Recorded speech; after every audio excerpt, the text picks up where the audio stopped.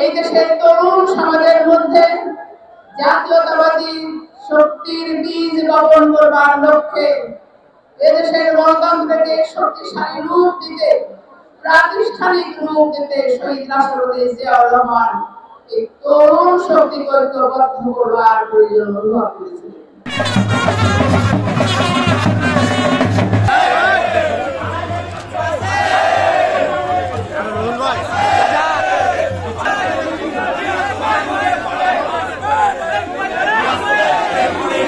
তারই পরিপ্রেক্ষিতে ৪৭ বছর আগে জাতীয়তাবাদী যুবদল প্রতিষ্ঠিত হয়েছে।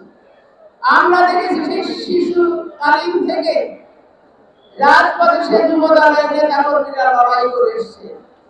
এই সামরিক শাসকের সাথে ৯টি বছর আন্দোলনে আমাদের আপসহীন নেত্রী, যিনি তার একটি নিরাপদ বাসস্থান ছেড়ে শিশু সন্তানদের অরক্ষিত অবস্থায় রেখে গণতন্ত্র প্রতিষ্ঠার লড়াইয়ে নেমেছিলেন এবং ৯টি বছর পথে পথে সংগ্রাম করেছে।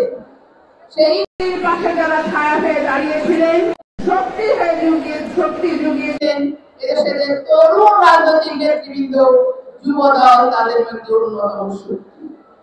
তারাই সেদিন ওই আন্দোলনের চালিকা শক্তি হিসাবে নয়, তার প্রয়োজনীয় সহায়তা দিয়ে সংগ্রামকে শক্তিশালী করে ৯০ এরশাদ পতনে শক্তিশালী করেছিল এবং এরশাদের পতনকে নিশ্চিত করেছিল।